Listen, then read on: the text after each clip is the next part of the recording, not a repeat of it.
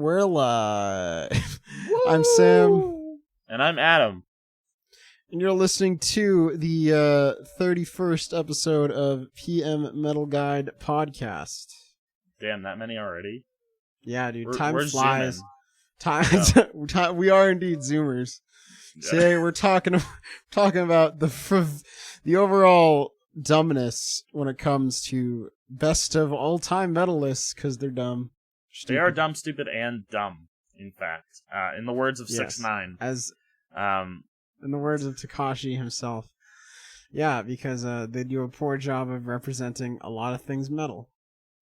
But before that, we gotta talk about the lukewarm music listening week we both had. I don't know. I think we had okay weeks. There's a lot to talk about here. Yeah, I think the most exciting one is Tricot, because I've been listening to Tricot. Dude, Tricot! Where did Tricot come from? It's not... Alright, preface, not metal. But, good. Yeah, they're Japanese... why don't you like the Japs, bro? I do like the Japs, dude. No, Tricot is a 4-piece, all-female Japanese math rock band that just plays jams, dude.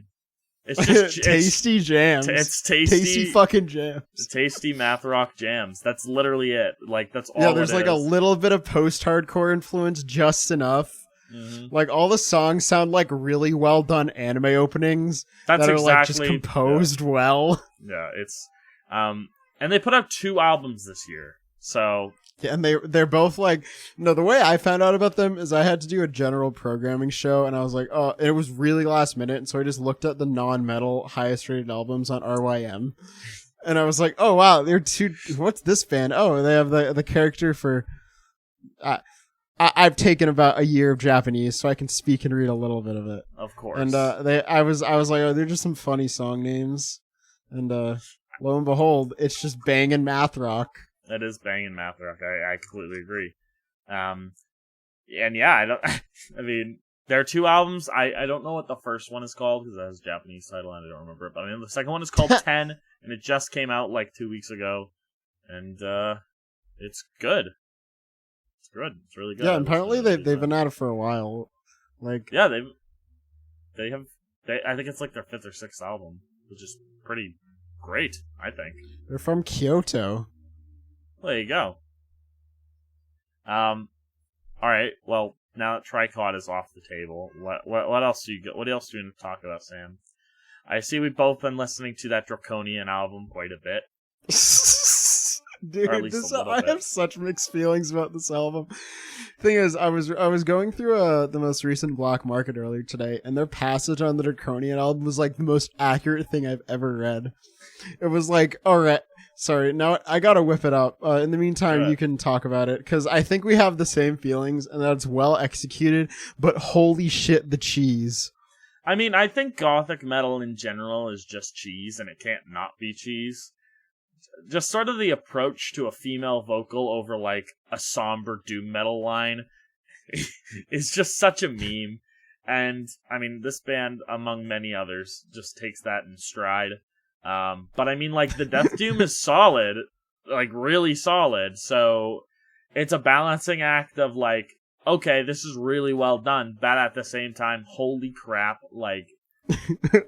Yeah, I have a quote here. Right. But if you like crushing gloom and can hang with ridiculous transitions between unabashed operatic female vocals, brutal gutturals, and self-serious Swedish guy spoken word, the early stuff has a certain charm.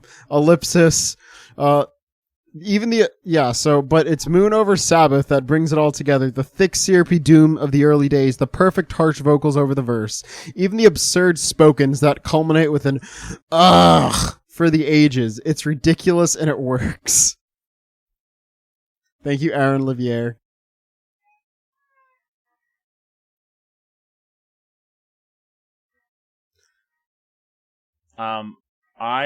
My computer freaked out while that was happening. But you know what? I bet what you said. I was gonna say. But you know what? I agree with most of what I heard from that quote. If you can deal with those transitions, like, you're in for a good album. Because I think it is a good album. It just has... Yeah, it's really well done. It's well performed. It sounds great. It's just like, when I was listening to this, and I felt like, I don't know. I just, like, metal weenie is kind of a dumb term, but... Sure. I don't know. It's like you just hearing these sick ass doom riffs with like gutturals, and then suddenly you hear like this dude with a very thick Swedish accent just be like, "And her ghost, which was standing over there, spoke about the undeath of me," and that's like the whole album. I mean, yep. I guess, you know what, that's most of the genre, though, and for a band that does it well, that's saying something. So, good for them. This is like their 15th album or something. I know, they've been around since like 1994, or some dumb shit like that, so good on them. Yeah, no, I mean, it's a good album, it's just cheesy. Yeah, it is cheesy. Speaking of good albums that are cheesy... Where were you going from that? So Adam, have you listened to any Malocarpaton? I have actually listened to some Malocarpaton, particularly that album that came out this year, earlier in like May. Are you not going to try to pronounce it? What, the name of the album? I can do my best. I'll do all the tracks. Krupp ins own. I think that's the name of the album. It's my best. What about that first track? It's like V Brazovic Kajek Pobliz Bup. I'm sorry. No. We love you, Finland. I can't speak your language. Yeah. Oh my. This album is great. Yes. This is one of those like Shred It Bubble albums that I was like, all right, I need a healthy dosage of Shred It Bubble in my listening rotation. It was on it was on the RYM Best of list for a little while. Earlier when it came out, in like May and June. So I mean, if that's so bizarre, it's so weird. It's very weird. It's like early Norwegian black metal mixed with like Rush worship, mixed with folk songs and like a lot of tribal and choir elements. I don't know if you did you listen to the Rebel Wizard album that came out this year? No, I haven't listened to the Rebel Wizard album. Well, A, it's good. B, this album is like that, but weirder.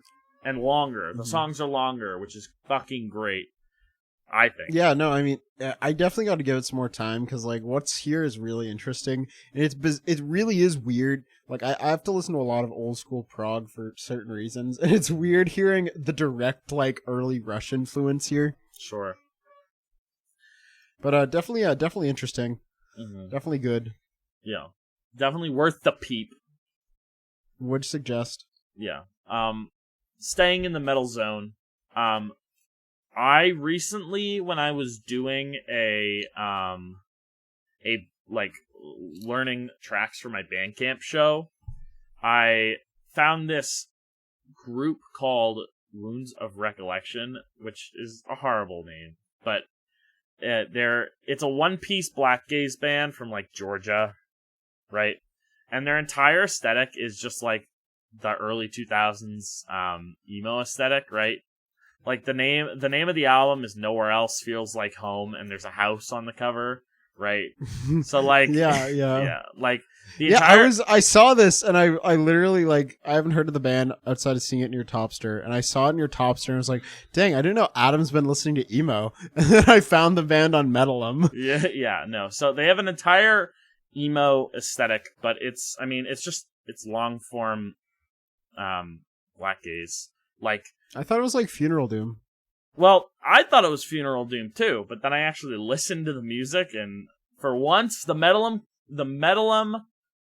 categorization is wrong. At least for this album, this is a black gaze album. But gotcha. it's I will say though, I maybe can understand where the Funeral Doom comes from, because it doesn't feel like a Death Heaven album or an Alcest album. It feels like a slogging, sadness-esque black gaze album where it just drones. It just goes. Like expansive soundscape, like it screams into the oblivion, like riffs that go on for way too fucking long.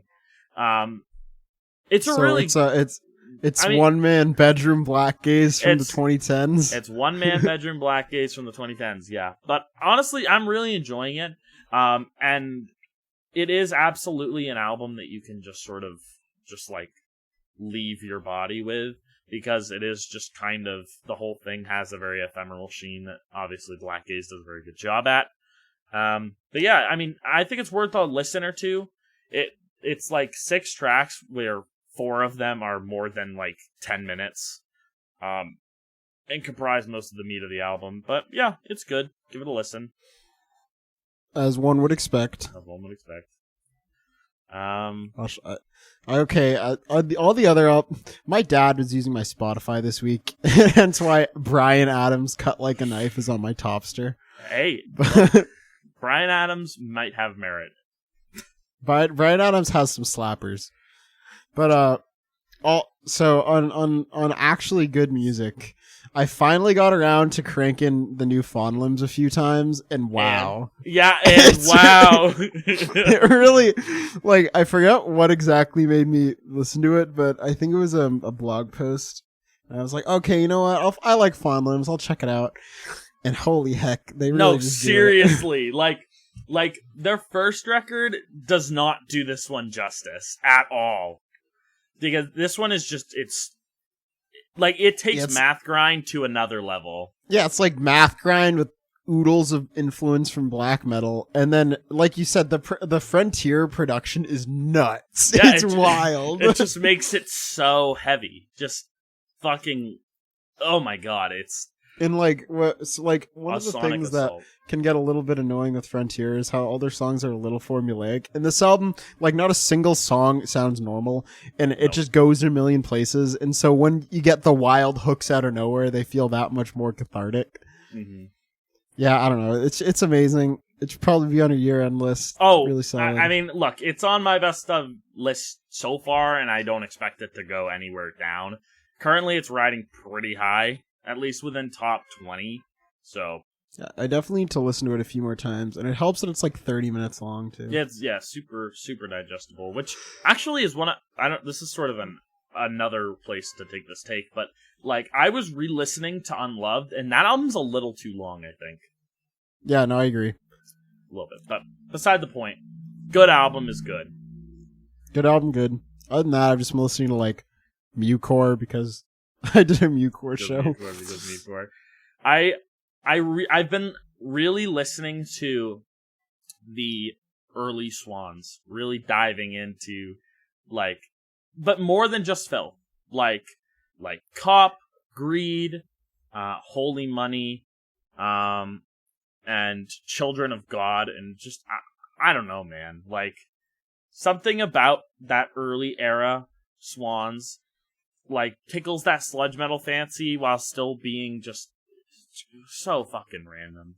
Just so out of anything that had really been ever created at that point, I guess. Yeah, and what's fun about, like, all those songs is, sure, they're heavy as balls, but they also have mimetic, like, Jira moments and super memorable lines throughout. I didn't think that repeating, like, the same 5 or 6 lines throughout an entire song would be so effective in, like, cementing a hook, but nope, Jira knows how to do it. And he that's all he does on those early Swans albums. There's like 3 lines to every song and no more. Flex your yeah, I know. I forget, there's this really great, like, fake reaction video someone made, like, parodying the React Brothers or Fine Bros or whatever, where it's like kids react to Swans, and it's him doing Greed, this, like, really infamous live performance of Greed, where he just, like, goes bananas on the mic. And that's what it makes me think of. Yeah, it's really good, obviously, but I think that early Swans needs to be talked about a little bit more, because I do think that it's great. I mean, granted, if you talk to any boomer, they'll go bananas for early Swans. Fair enough. Yeah, I don't know. The RYM kids are only talking about the trilogy, though. Gotta bring them up. Anthony Fantano has to review all the early Swans albums. Fact. That's a fact. Oh, one more thing. that I wanted to mention. System of a Down. System of a Down. Going back and listening to Toxicity with a refined palate, holy crap.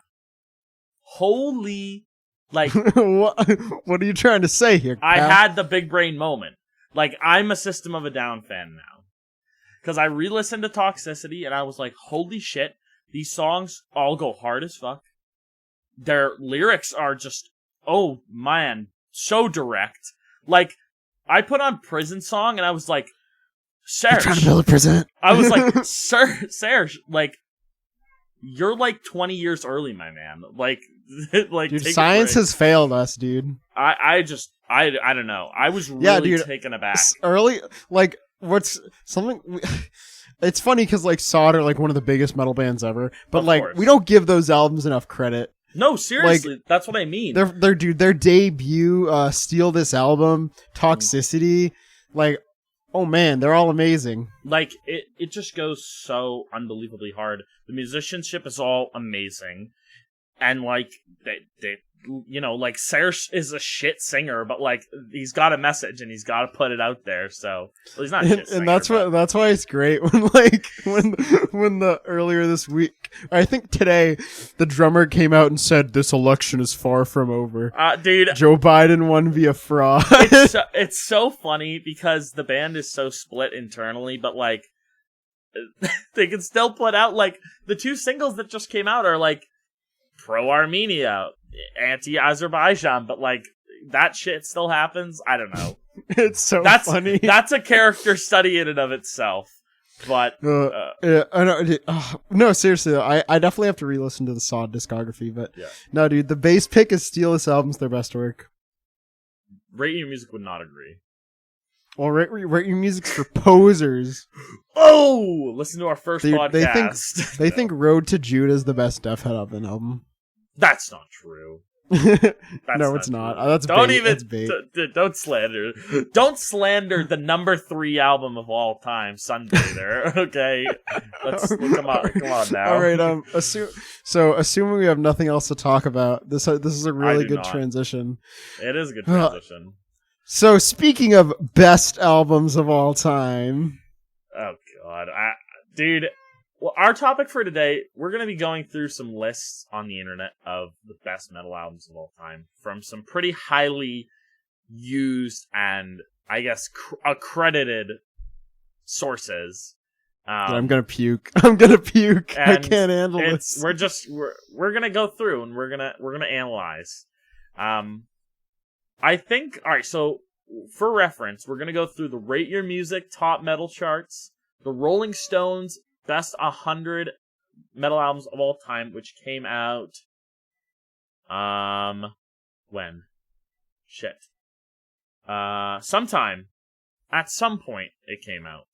We're also going to be going through the Loudwire list that came out, in 2015, and the Metal Storm top 200 list that is also constantly updated. So 2 of these lists are being constantly updated, while the arguably bigger lists are cemented as what were at the time, what they qualified as the greatest metal albums of all time. That the Rolling Stone one came out in 2017. So yeah, so I mean, realistically, we're not too far removed if we're talking about metal as a whole. No. So Adam, let's just get it out there. Paranoid, best metal album of all time, without doubt. And it's always got to be followed by either Master of Reality or Master of Puppets. That's it. Those are the 3 best metal albums ever. Well, that is what most sources put out. As the Loudwire, Rolling Stone, and Rate Your Music chart all put that album, of course, Black Sabbath's Paranoid, at the top. What do you think of that, Sam? Do you think it's a deserving slot? So, what, being someone that really likes to categorize things, and, like, we get really specific about genre, we get specific about, like, gear used, and so I really hate looking at these 50 best metal albums or, like, 100 best metal albums lists, and it's just, like, the criteria used is just best metal albums, right? Like, it's never most influential, or it doesn't talk about, like, why they did it, it's just a consensus list, right? And that really annoys me. Because if they said something like, best metal, most influential metal albums, or like most important metal albums, that makes sense, right? Because it lets you justify a lot of these choices. But when they just say like simply best metal albums ever, based assumedly on quality, it just kills me. It really does. Because don't get me wrong, Paranoid, amazing album. We probably wouldn't listen to half the shit we do without Paranoid ever existing. Oh, absolutely. And if front to back, bangerinos, and it's super influential. But is it really the best piece of work in a subgenre with like over like what? How many metal albums do we have on Metalum? Like hundreds of thousands of the past 60 years. Like, is it really this 140,000 is the number? Yeah, 140,000 metal albums. Is Paranoid really the best one? Like, I just hate that. And don't get me wrong. I think a lot of these albums are deserved, except for those that aren't. We'll talk about those. But like, holy heck, it just pisses me off, because in all these lists you see an incredible bias towards the first 3 years of metal existing as a genre, and towards like the big four. And that's understandable, because those bands are huge and they're important. But if you're gonna use exclusively like bands that haven't released good albums in the past 40 years, then at least say you're gonna do that, Right. Like, a lot of these lists, the sole representative we have for the entire 2010s is Sunbather. And sure, Sunbather's great, super influential, popular album, but That's an issue. why? But like, at least show some diversity. I don't know. I'm sure you feel the same way. No, it's just dumb. I do feel the same way.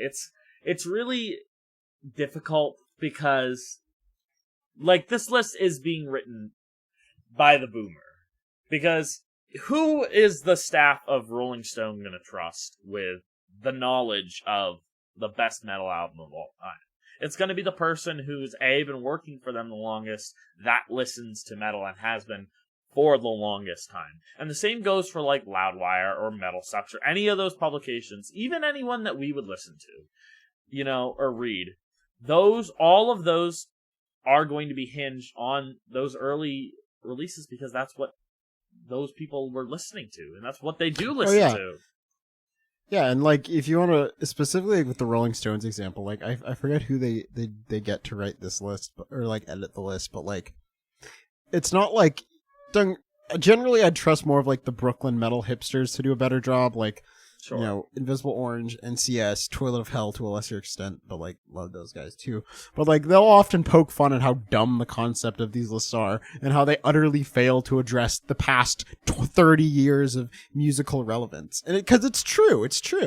And the lack of representation of extreme metal is also absolutely abhorrent.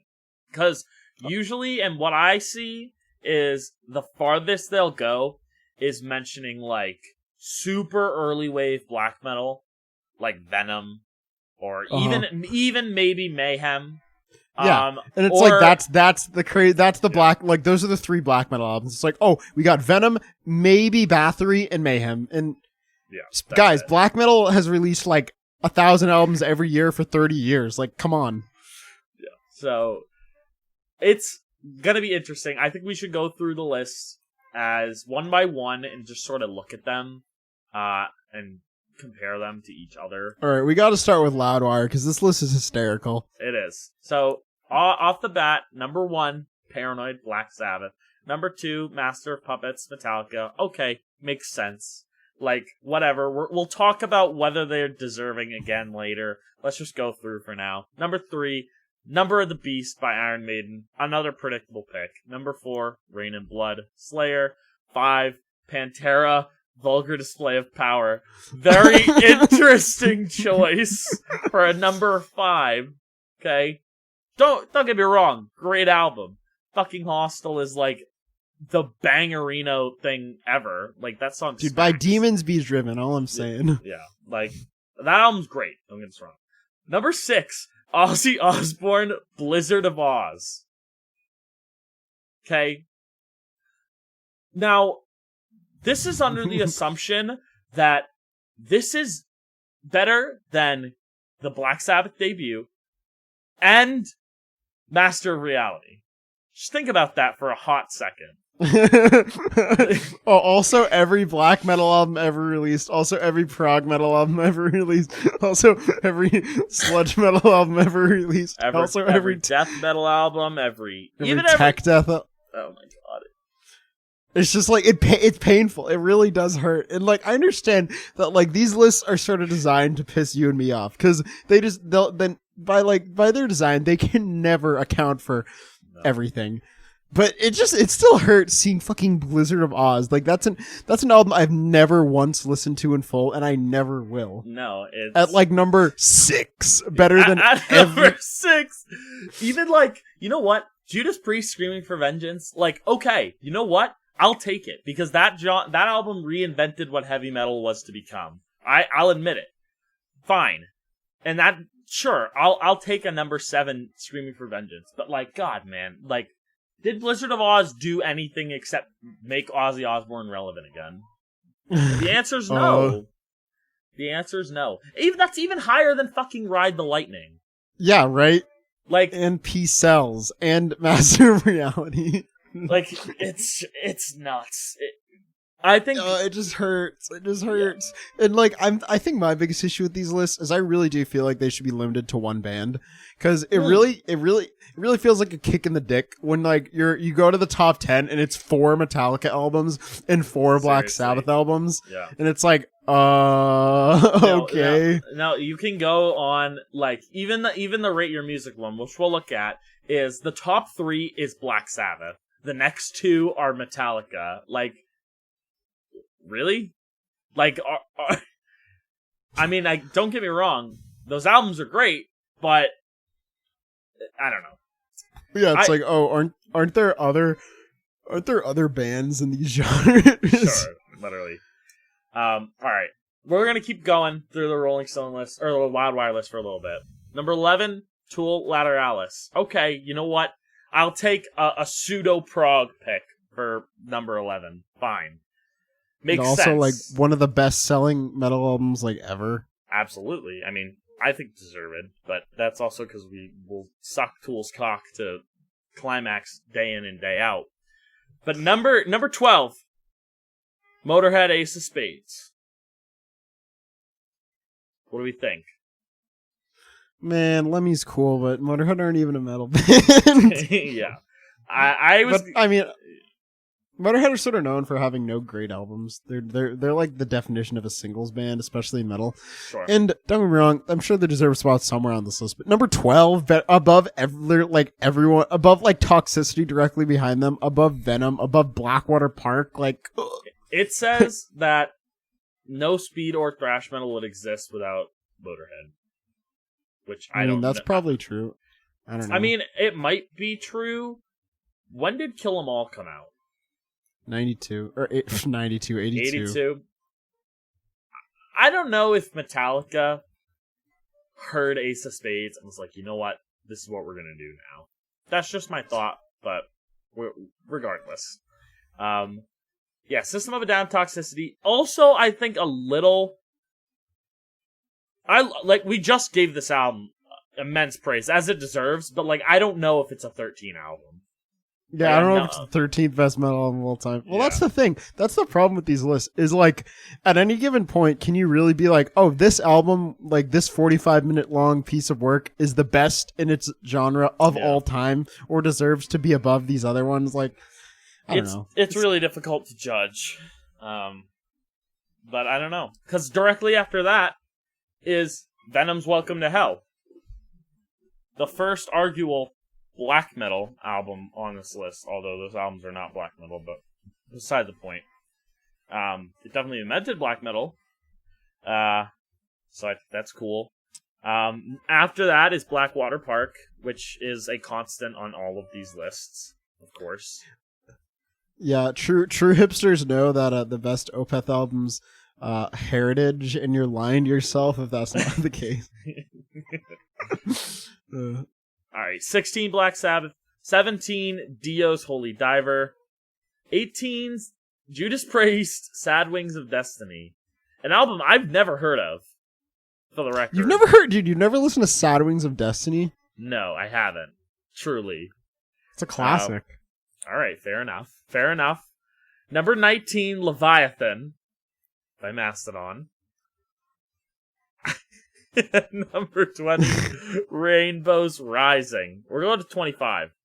21, right, Sepultura, Beneath the Remains. Oh no. Okay, so claimed as a brilliant amalgam of thrash and death metal. Okay. Oh no. I don't know. I also feel like Beneath the Remains isn't the best Sepultura album. I'm not a Sepultura fan, but I'm sure Sepultura fans do not agree with that. Number 22 is... Oh, no, go for it, please. Oh, no, yeah. I'd expect, being Loudwire, I'd expect them to go for Roots there.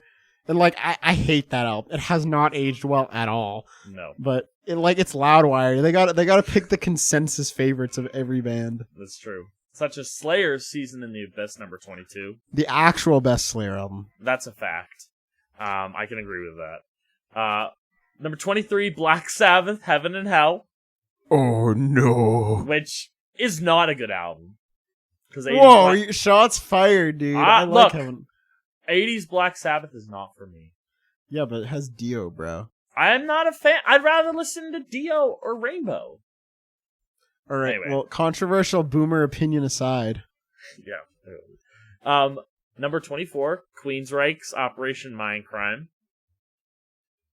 Pretty important prog album. Pretty important. Well, I'll say it right now. That album has not aged well. You listen to that album now, and it's like, wow, this sucks. Well, yeah. I listen to nonstop prog every day of my life, and that album kind of sucks. Fair. Well, I mean, the modern. You gotta understand though, that album influenced Dream Theater. So which is at number 25. Which is at number 25. Dream Theater's Images and Words, which is a very also Loudwire-y pick for this list. Even though that is their best album, without a doubt. So nah, bruh. Don't start. You're like, we're astonishing apologists here. So that's the Loudwire list. Okay, let's jump over okay. I gotta pick out a couple utter shit pit takes from here. Okay. All right, from the back half. Yeah, from the back half. Of course, they have to include all 5 Metallica albums for redundancy's take.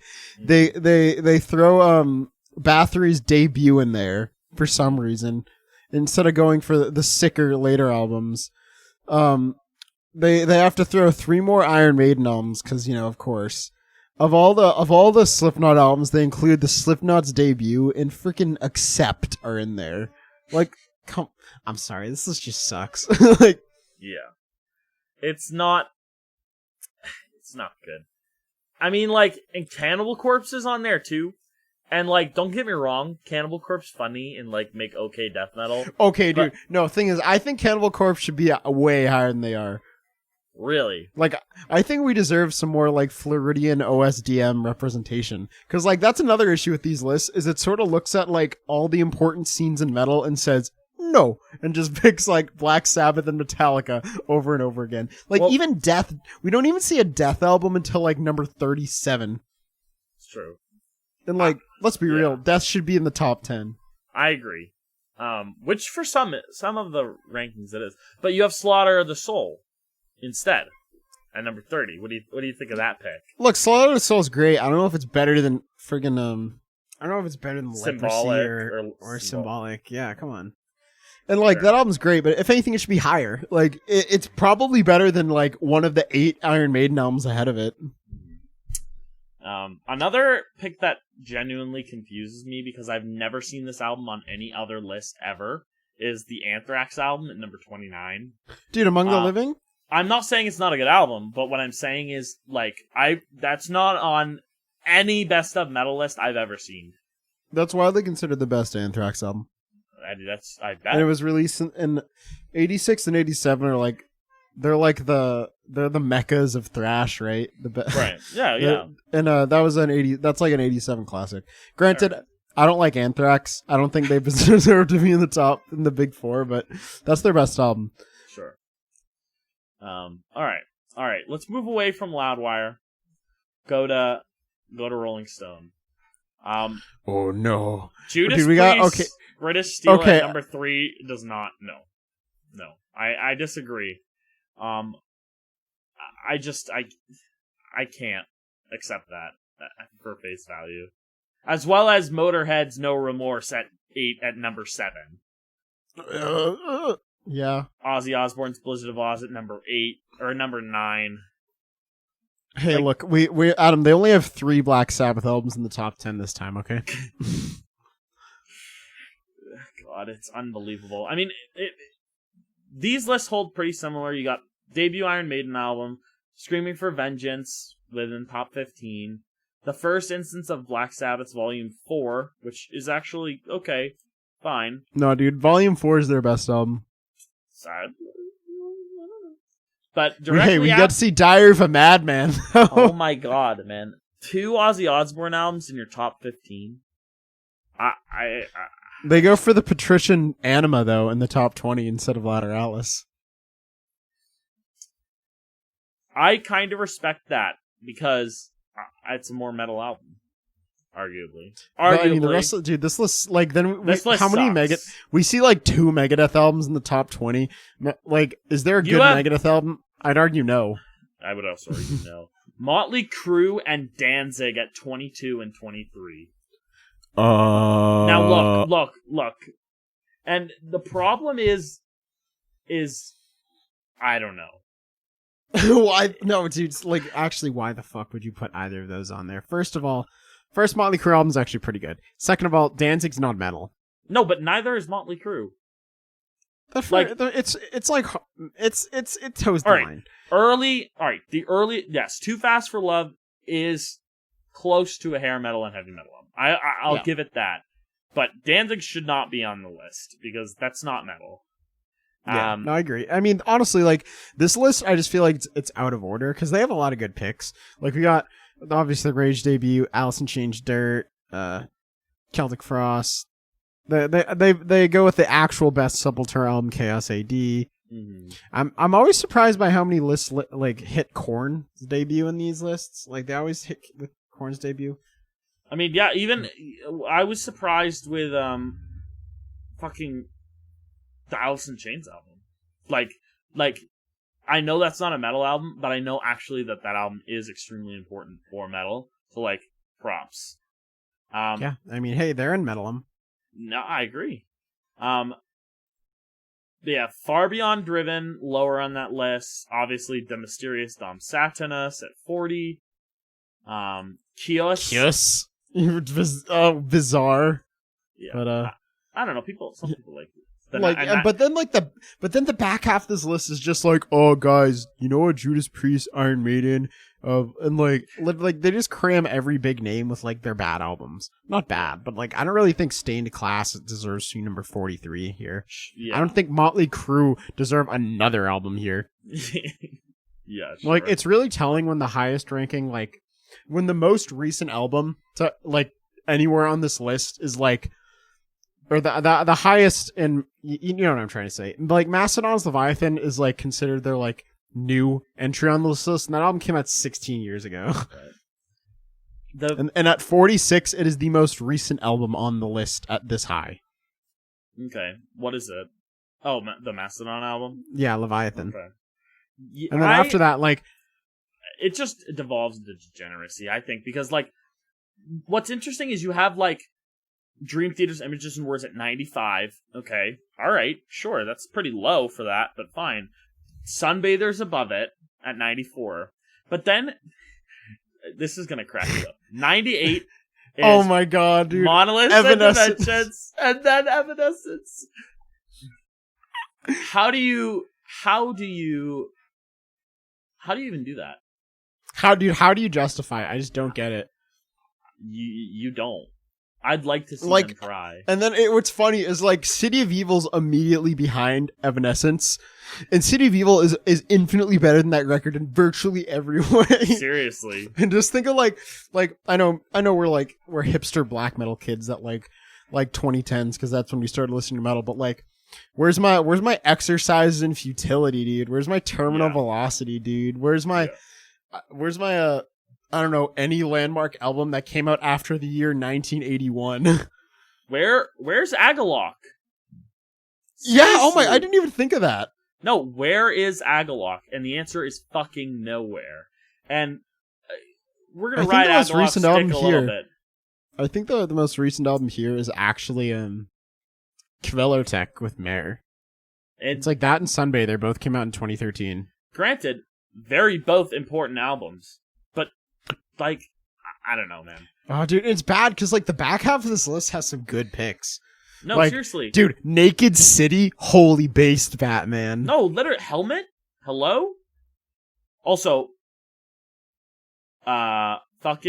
excuse me, Calculating Infinity is higher than Jane Doe, opinion. Best metal album of all time, I do not agree with. I can't even stand that being on this list. Well, I mean, I'm fine with seeing the mathcore albums on here. Yeah, but like Converge is one thing. Dillinger's another. Well, they also have like Faith No More on this, so like. True. Yeah, but I mean the middle period of this list, every single album just seems like it should be higher. Like, is it like the seventh? Is Seventh Son of a Seventh Son really better than Converge? Like, yeah, I don't know about that. And then like we see Blackwater Park at like 55. It's funny because like, you know, as metalheads who got really into metal like in a very post-internet age, like all these albums that are just heralded as perfect in the current internet age just are like, oh yeah, this album's at like a 93. like Oceanic, like Blackwater Park, like I don't know, I'm sure they're like all the Agalloch records, like these albums, they're untouchable, they're perfection. And it's funny seeing them just get eclipsed by like the 8th Judas Priest album I've never heard of. Right. Or even like Destroy, Erase, Improve is on this list, and I'm like, that's not the best Meshuggah album. By any means. Like, in no way, shape, or form is it. I don't know. Dude, these lists are all just ass, seriously. It's bad. Shout out to Carcass Heartwork being on there. Of course, dude. Alright, let's go to Rate Your Music now. And I mean, Rate Your Music, I expected the hipster like Ben to make it a little better, and it is a little better. But like I said, it's the a top little 3 are bit, Black Sabbath, and the top 2 are Metallica. I think the first one that hasn't been on either list that is on this list is Dope Throne, which is honestly surprising because like I expect Dope Throne to be like always in the top 25. Oh yeah, it's Dope Throne. Like, because it's like that is just the fucking Stoner Doom album. And it's really wild. You also have Still Life at 22, which is really interesting. And arguably the most based opinion on any of these lists so far is Last at Feedbacker, or At Last Feedbacker on 24 by Boris.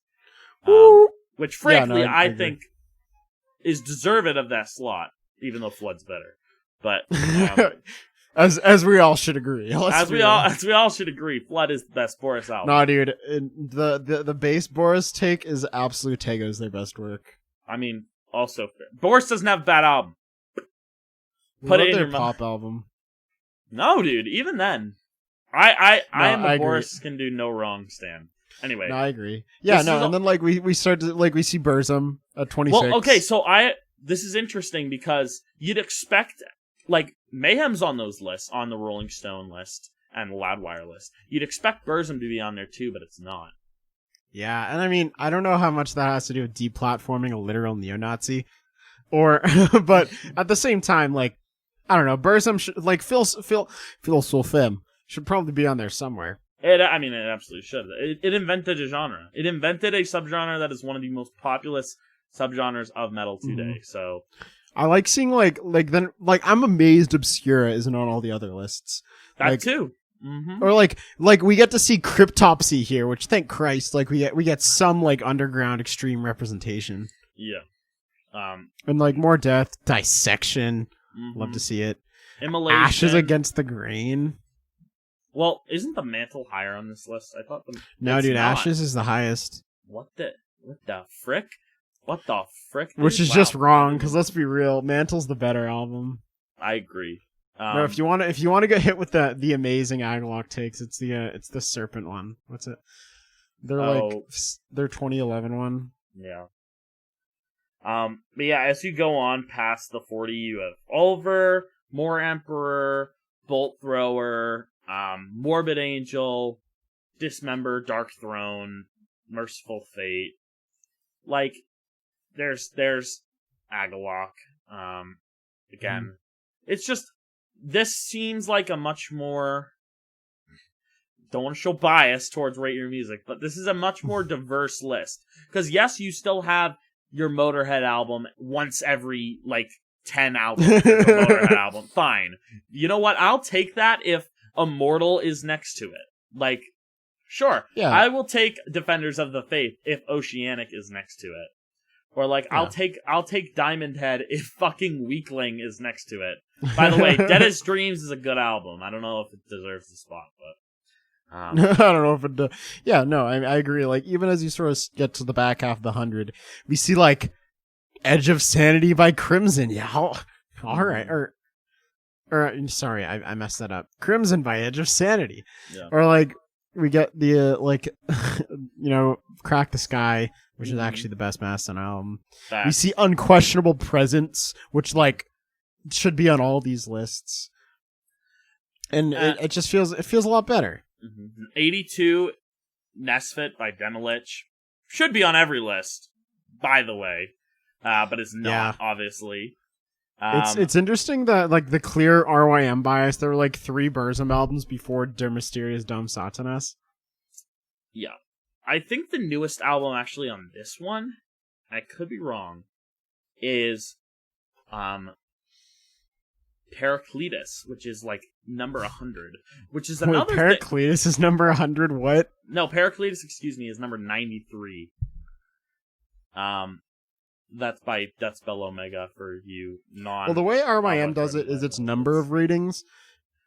Well, it's it's a formula. They have a formula for it. Yeah, the formula's a little different, but I guarantee in 10 years we'll start to see more Sure, but even it still goes to show that the old heads are entirely controlling the that list, because that is the newest one. I'm going through. Yeah, that is the only 2010 representation in the top 100 is that album. Which also says RYM endorsing Nazi pedophiles once again. I see. Yeah, no, it's funny. There's a very, very clear bias to albums released 80 years ago. Yeah. And there should be more Bolt Throwers. There should be more Demi-Liches here, because these albums are unbelievably important for the livelihood of extreme metal. Because let's be real, in 2020, how many bands are picking up their guitars and going into Reaper and recording Sabbath Worship, and how many bands are recording Whitechapel Worship, which in turn got their stuff from Obscura, which in turn got their stuff from Demi-Lich. So yeah, it's interesting to look at, but one of the most I think the Metal Storm top 200 list is actually very interesting, because it is. Oh my god, it's bizarre. It's so wild. It's half of it is really underground picks, and then the other half is just fucking with the normalcy that we got from our Rolling Stone and our Loudwire, just switching everything up. Blackwater Park's number 1, which is not a pick you ever see, because there isn't a Black Sabbath album until number 7. Yeah, that's shocking. You have Agalock's 2 opuses at number 11 and 12, and you also have something like Led Zeppelin 4 at number 13, where you're well, that's not a metal album, but you know what? I'll take it. I'll take it, and that album probably did have a lot to do with what had come after it. And it's cool because you see these juxtaposed with your typical albums, but in different orders. It's bizarre seeing Rust in Peace ahead of both Metallica good albums. Because that's kind of right. There's more Megadeth worship nowadays than there is Metallica worship. That's for sure. Yeah, that's funny. Yeah, and then like it's funny how much Opeth's on this list. Seriously. Yeah. There's only one Black Sabbath album in the top 25. So I think that obviously I don't exactly trust the Metal Storm ranking. Metal Storm's the Wild West, honestly. Yeah. But it's definitely something else to look at. Like there's a bunch of Rush albums on this list. Yeah, we see like in the Court of the Crimson King. Mm-hmm. A bunch of prog, which is fair. A lot more prog. Because, prog's like been the commercial backbone of a lot of heavy metal. Yeah. Throughout the years. Mm-hmm. And then like Winter Sun. Wow. Summoning. Ooh. Yeah, no, seriously. Okay, is Fear of a Blank Planet really metal? I don't know. That's kind of hard to... Well, okay, but Led Zeppelin 4 is not metal. True. What the heck is Green Carnation, and how have I never heard of this band? They're a prog band. What do you mean? They had a new album this year. Really? They've been around for a long time. That was actually small quick tangent. Sam and I did a thing a few months ago where we took all a bunch of +1+ hour metal albums and listened to them in order for like a day. Would not recommend. Not recommend. But the Green Carnation album that's on this best of list at number 54 was one of the cut albums from that list. Because it is 160-minute track. But anyway. There's a clear prog bias here, but at the same time, we get like albums that we just don't see on other lists. And they're seriously. Like... Hey, there's Draconian at number 63 with their 2003 album, 2005 album. There's Orphanland. I never in a million years would I expect to see Orphanland on this list. Yeah, no, me neither. But even it's funny. No, you go. I was gonna say, like, it's funny seeing like that all these lists choose From Mars to Sirius as the one Gojira album, when like you'd think that other people would like. I don't know. That's probably right, but there could be a case made for the others, and the others are certainly more commercially viable, which is how these lists seem to be generally organized. Yeah. Yay, Magua at 109 with Exercises and Futility. This list also it still suffers from the old head problem, as I guess we'll call it. Well, oh my god, dude! Leprous is at 163 with Tall Poppy Syndrome. What? Really? That's a wild pick. That is an interesting pick. But yeah, no, it still suffers the old head problem. But it remedies it a little bit better. Because I think the first 2010 album is... Oh, God. Oh, it's Aquilus with Grisius, which no one knows about. So let's go with the first commercial one is Exercises in Futility at 109. So, like, I guess if you're going to get anything out of this really rambly podcast, it's that there needs to be more representation of post-2010 music in best of metal lists, because there really is just not any. Yeah, or, like, and also give it some damn criteria. Like, say, most influential albums, most, commercially important albums. Like, talk about that shit, because if you're just going to say, like, give this nebulous term the best metal albums ever, that means so many different things to so many different people. And if you have like 5 staff writers that are all 63 compiling a list, and they've only listened to Black Sabbath in the past 30 years, like, chances are. No, seriously, it just doesn't. I mean, it makes total sense commercially. They want to get clicks on their album, and like, sure, you can go up to the the card for the website link, and your top is black. You have Black Sabbath, Iron Maiden, Ozzy Osbourne, Metallica, Slayer, Pantera, Judas Priest, Tool, Dio, and System of a Down. Like, someone's gonna click on that. Like, yeah, totally. I mean, if they throw a Piron album on there, for example, like, who's gonna click on that? No one's gonna be like, what the fuck? Well, dude, this is why like all the newer, or I guess not newer, but all the metal blogs don't touch this shit with a 10-foot pole. Because, like, there really is no point in attempting to quantify such a huge genre with so many amazing releases over 60 years. And when every single writer has a huge, like, difference in taste. Like, I think one of the most interesting top 10 lists ever is, like, AMG, like, Angry Metal Guy himself's top 10 albums of the 2000s. Sure. Let's look at that. Like, because it really shows that, like, everything just comes down to personal taste and, like, the will of the writer when it comes to these lists. Because the term best of is just so nebulous. Mm. I gotta whip out the list. Yeah, I want to find that list.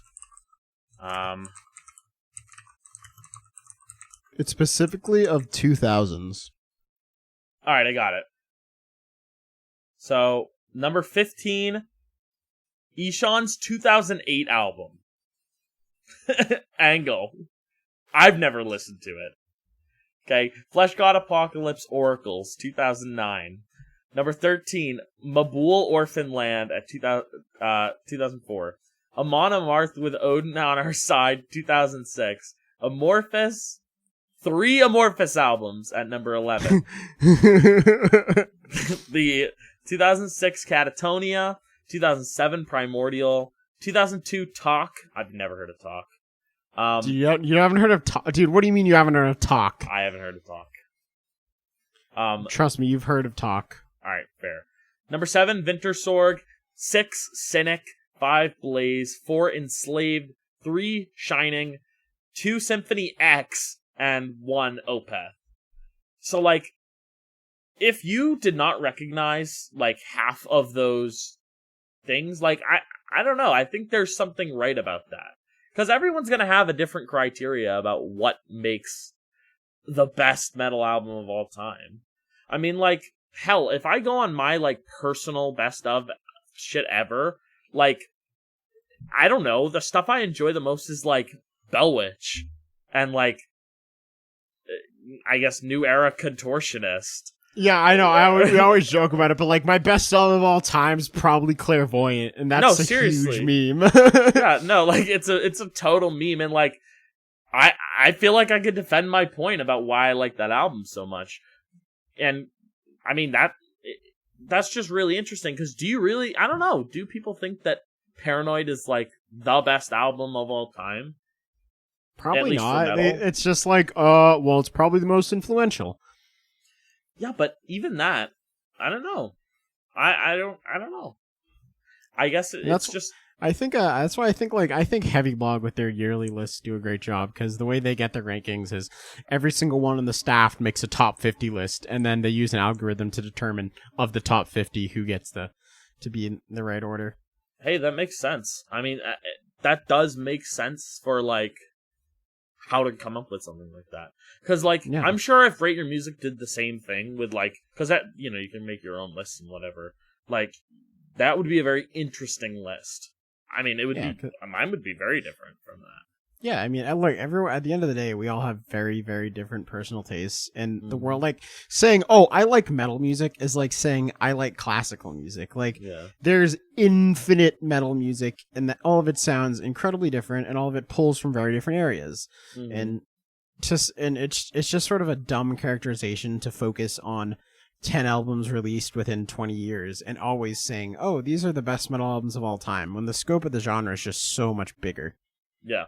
Absolutely. Well, what do you... Alright, Adam, so are we making our top 100 of all time now? I mean, we could, but even then, I don't know if I'm worth it. I don't think I'm not worth it. And that's, you know, it's saying something, because, like, I know a lot about metal, and yet I feel so... like, even, I don't know. What I'm trying to say is, the old heads don't have any inclination about the new stuff, and the new heads don't have any inclination about the old stuff. Obviously. Like, there are some like, I gotta be honest, I've never listened to Slaughter of the Soul all the way through. I've never done it.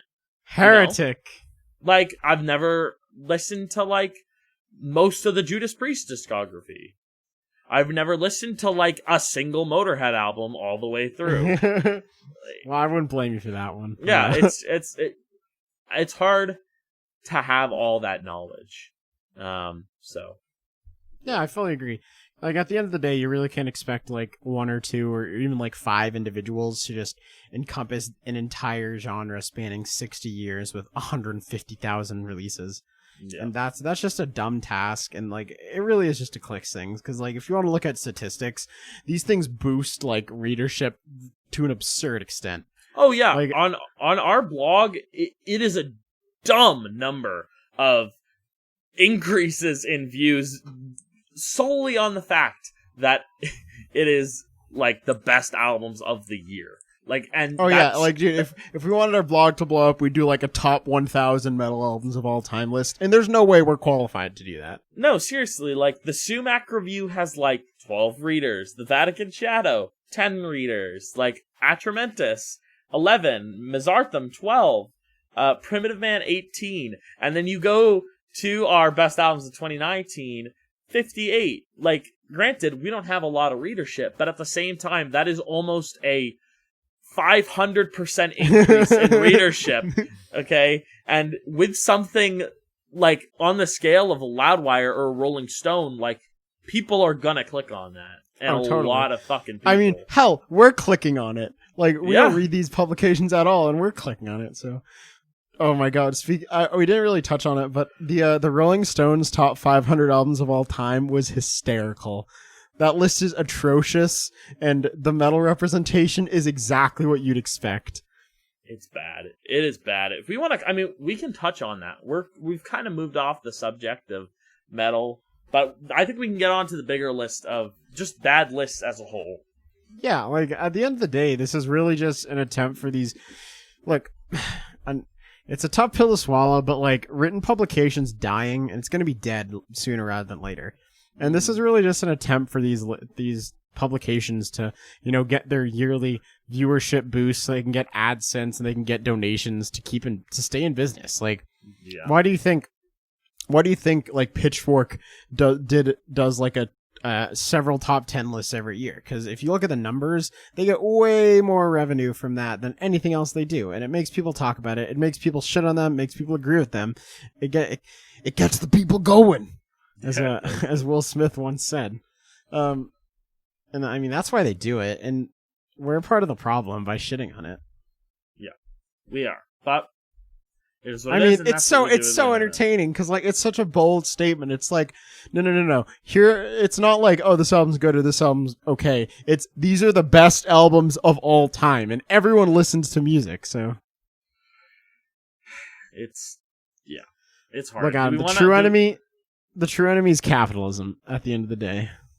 Also, you know what I realized about this list, about the 500 greatest Rolling Stone. Billie Eilish is like 498, yeah. Billie Eilish is 498. There's compilations, which is just cheating.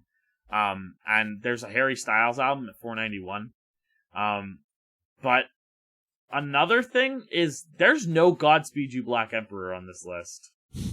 What the heck? No, seriously, like, and that's something that, like, I guess music snobs would, I mean, I freaked out over it. Like, I expect to see that on the list because it's so fucking. It's Godspeed You Black Emperor. It's Godspeed You Black Emperor. Like, yeah, like, you know, dude, this list is atrocious. Yeah, honestly, don't even waste your time. Like, there are some good picks of, like, jazz and, like, early, like, fucking, like, I guess Brit rock, but. Like, yeah, well, isn't Marvin Gaye the best album of all time? Yes. Like Bad Bunny is on this list. Yeah, isn't Bad Bunny like really high? Bad Bunny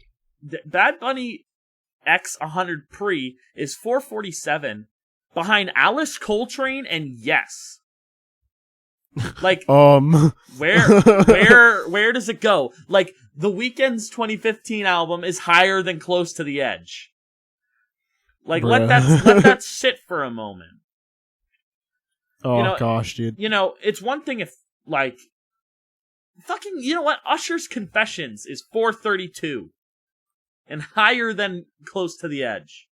I was gonna defend it, but no, I can't because yeah, it's undefendable. All right, yeah. This. Well, the thing is, this list in particular is just designed to get people like us pissed off, and like it's painful because like every 3 picks you're gonna get mad at something. Yeah. And it's really like it really is impossible to look at the entire world of music and look at 80 years of recording history and be like, yeah, Taylor Swift's Red better than all this, Yeah. Because don't get me wrong, Taylor Swift's Red, good album, but there are some based picks here though. No, there absolutely are some like you're like, whoa, like, okay. Seriously. Yeah, they put Liz Phair's debut at like 22 or something, and yeah. I hard disagree with that, but that's a based pick. Mm-hmm. I mean, I was like, Sam, I don't know who Liz Phair is, but I'll give it to you. I'll give it to you. I mean, like, Neutral Milk Hotel's on this list. Like, Sonic Youth's on this list. Like, okay, sure, yeah, I'll bite, but it just, I don't know, man. It's really crazy. I agree. Oh gosh, the more you look at it, the angry it just makes you. No, because you're gonna go on and you're gonna be like, oh, okay, In the Aeroplane Over the Sea, yeah, the defining indie album of all time. And oh wait, there's 300 more picks that are better than this album, including including Vampire Weekend, who was definitely influenced by that record. Coldplay is above fucking that album, like Lana Del Rey. I don't know. It's there's the pick that gets me is Beyonce's Lemonade at 32. Like, granted, I'm not the target demographic for Beyonce, but like, is that album really better than every other one behind it, including like Loveless? Seriously, like, is Graceland worse than Lemonade? Is OK Computer worse than Lemonade? Is The Rise and Fall of Ziggy Stardust and the Spiders from Mars, Talking Heads Remain in Light, Blonde on Blonde, like, Rubber Soul? Oh my god. It doesn't make... Oh, god, dude, it's just the pain. It is so frustrating. But I guess that is what it is. It is what it is. Yeah, I mean... It's funny because like I think I joked about this when the list came out. I was like, all right, take a shot every time you see Paranoid, Master of Puppets, and like the Black Album, and lo and behold, you're taking 3 shots right there. Yeah. Oh gosh, I don't know. At the end of the day, I think most people would agree that best of lists are dumb. Yeah, but there's a reason why we do them. There's a reason why we do them, but I do think that isolating them to time and specificity is important. Totally. Like, you gotta give criteria, because if you're just like best of all time, like, that's your watch mojoing it there. Yeah, no. Ugh. Which is crazy. But you know what? News time. Ding ding ding ding ding. We're ringing the news bell. What do you got? What do you got for me, Sam? Well, I'm gonna hit you with metal musicians react to Donald Trump losing the election. Oh yeah. What do we got? Well, it's funny because, like, I'd say as a demographic, like, at least now, metal fans generally skew liberal for whatever reason. But you always get the really, really vocal, like conservative metalheads. And man, there's some gems here. Give me, lay it on me. Oh gosh, I gotta open up the article now. All right. Well, in the meantime, talk about Doja Cat's "Say So" performance. Okay, so very recently, Doja Cat did a metal performance of "Say So" on the like MTV Music Awards or whatever the fuck. And like, it's just that is what I can see alongside poppy as like what metal is evolving into. We talked about this in another episode, obviously, but it was good. I enjoyed it. I enjoyed listening to Doja Cat sing "Say So" over a fucking metal is a Pliny riff. A Pliny riff. Dude, did you listen to the Pliny song? Yes, I listened. It's it's not like inspired. It's the exact same thing. Yeah. Nin got inducted into the. Yes, I was going to mention. I have it up. Yeah, our guy Trent and the gang. They're in the Rock and Roll Hall of Fame. Good for them. Good for them. Fucking took long enough. Yeah, right. Unbelievable. Geezer Butler has called WAP disgusting. Okay, boomer. Yeah. Well, okay, I will say, I think that's sort of taking the interview out of the context. At the end of the quote, he says, well, I'm 71 years old. What does my opinion really matter? Musical trends come and go. Yeah. I get, like, I'm not surprised that Geezer Butler called it disgusting, but it exists. Have you watched any of the Mr. Bungle virtual concert? No. Apparently the new album's amazing, though. I've liked it. I mean, it's all just re-recording, but like it's good. It's a good like weird death metal album. You also have to be thrash? It's death thrash. You have to be okay. If you like one Mr. Bungle song like of this style, you'll like the whole album. But if you don't, like if you can't stand Mike Patton's like I guess like spoken screaming, because he's a very punk scream. If you can't handle that on stuff like Dead Cross and like Phantomos, then you're not gonna really get into this. Because if there is one thing that I personally have to critique, it is the vocals, which I don't feel fit. I don't feel fit the music. And that's nothing against Mike Patton. Obviously, he's immensely talented, and he's Mike Patton. He'll rip my throat out if I critique him. But if I had any critique, I'd do that. No, I gotcha. I gotta listen to it. Yeah. We got a mother heckin' Foo Fighters teasing a new album. New Foo Fighters album. Yep. I heard. But I mean, that's not super interesting, and we'll talk about more albums that are going to come out. But I think the best news of the week is that German study reveals low to very low risk of COVID-19 spread at indoor gigs if precautions are met. I mean, yeah, COVID-19 Pfizer vaccine coming up too. Yeah, that's really good. Hopefully that happens before next year. So yes, the metal bands and metal venues and people just working in the music industry don't literally die. Yep, and it'd be nice to go to a concert again. No way, I don't buy it. Yeah. I mean, at this point, do you want to talk about releases? It's actually kind of a dry release week. Really? As I'm looking at it, a little bit. There's some spice.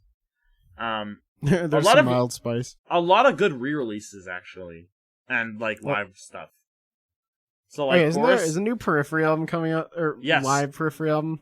Live Periphery album on Friday. Boris is re-releasing Amplifier Worship and Absolute Ego. Yeah, all right. Swans is re-releasing Child of God. And that's for re-releases. But new AC/DC. I mean, we don't care, but like that's big. Big album. Gosh, what? Yeah, we really don't care, but that is big. Yeah. New Catatonia. We don't care. Ooh. Also big. New Jesu. New dude, Dark Buddha Rising. Yeah. New Dark Buddha Rising. There's also a death metal album by a band called Of Feather and Bone that I've actually really liked the singles for. Yeah, dude, they're on Black Market and AMG Game at 3.5, and that's definitely one I gotta check out. Yeah. Is that like war metal?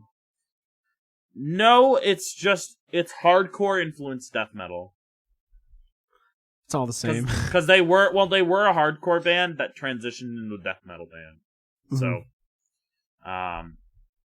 yes. Yeah, Let's see what else. It should be an interesting week. We've also got. Do you know Metalum has a new function? A function before that, by the way. Do they have a?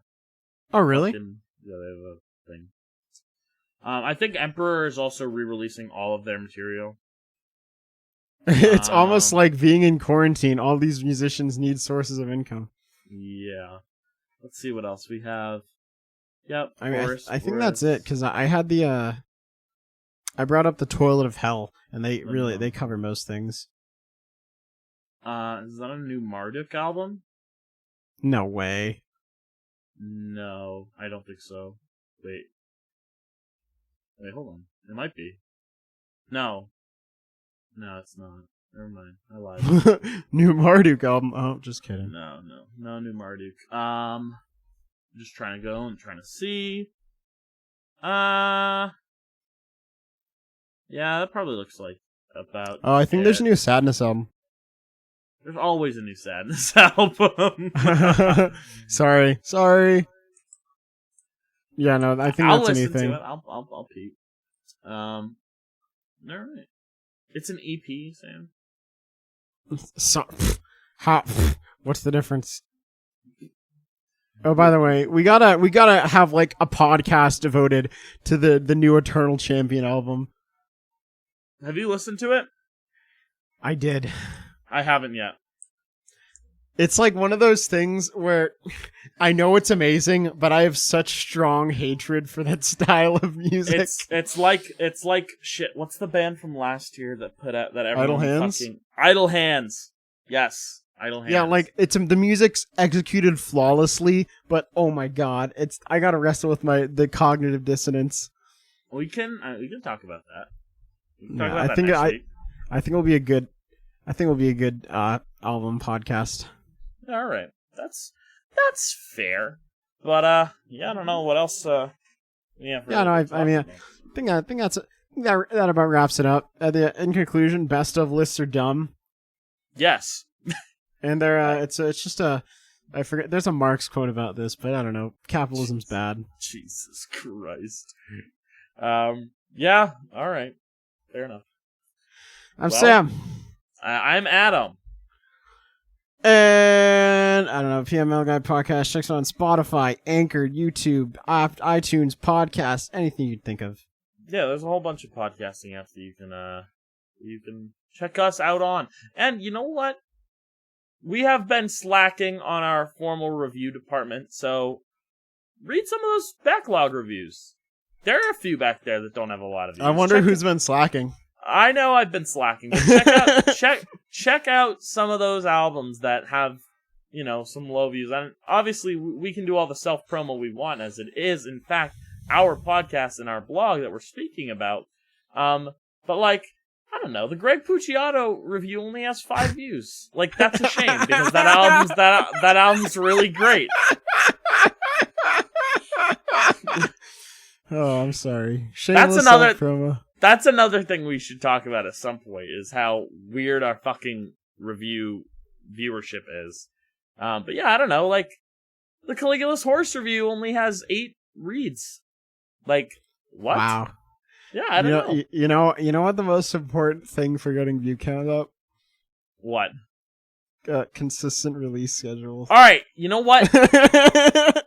We had a pretty good run. And you know what? We're doing well with the podcast. So thank you to all of our wonderful listeners at home. We should say that because we've never said that before. But thank you to our wonderful listeners at home for tuning in, I guess weekly at this point, to the PMMetalGuide podcast. As this is a constant currently. We are going to continue doing this for as long as we see fit. So, there you go. There we go.